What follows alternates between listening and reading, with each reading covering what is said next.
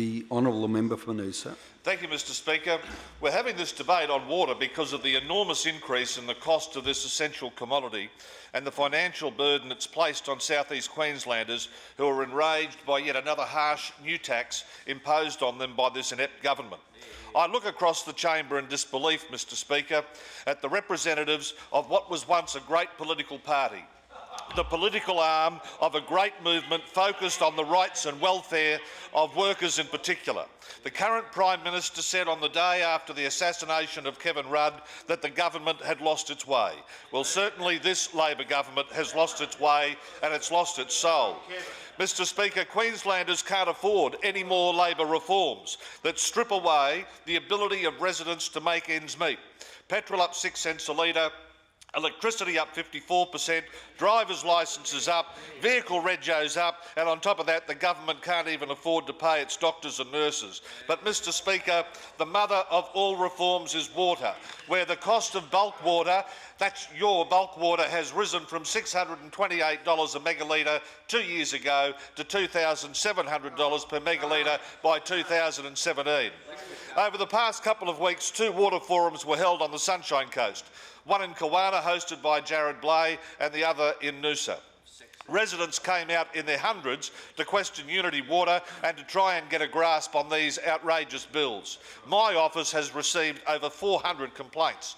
Catherine Ruck from the Pomona Community Kindergarten, their bill $350 to $2,170.50. They're now advising parents that $100 of their fees will pay for their kids to use the toilets. Noosa Rugby League $6,000, Noosa Netball $1,000 up to $1,400, Noosa Touch Football $4,000, Noosa Junior Rugby League $2,500.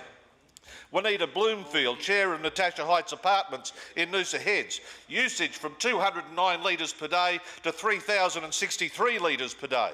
Mr Cherry, a single male pensioner of Rolanda Street in Sunshine Beach, from 339 litres a day to 1,175 litres a day, or in dollar terms $989.64. Ken Matthews of Peregian Springs, water for 2 people for 224 days was 714 litres per day. But they were out of the country for 52 days and they're in Western Australia for another 53 days, which means consumption, while actually in residence, 1,344 litres a day.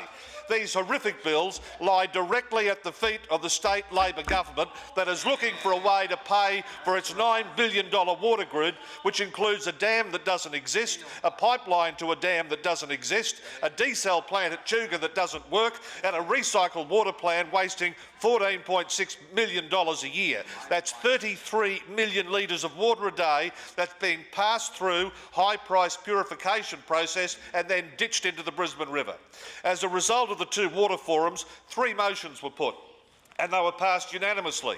The first was to call upon the state government to disband UnityWater and hand control of the water directly back to council. The second, that water matters be read twice per year and that the bills be passed on, these from the water meters. And the third, that there be a vote of no confidence in Stephen Robinson, the Minister, and a vote of no confidence in the state Labor government.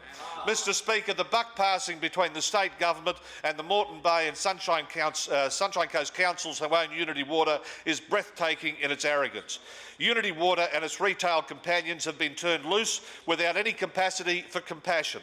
No sporting club, no community group, no shared living facility has escaped. But this Labor government, which has lost its way so badly, which has abandoned any notion of moral authority, did not intend that they would. It has set up a system to do 3 things.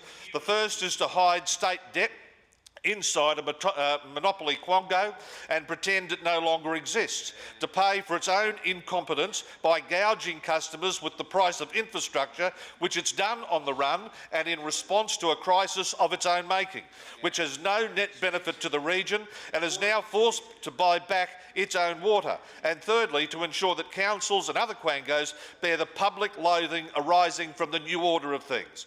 Mr Speaker, given the last set of published opinion polls, I know that I speak for 71% of all Queenslanders when I say we have had enough. Labor has been here too long.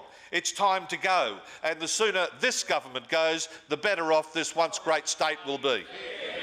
Mr Deputy, Mr Order. Speaker. Order.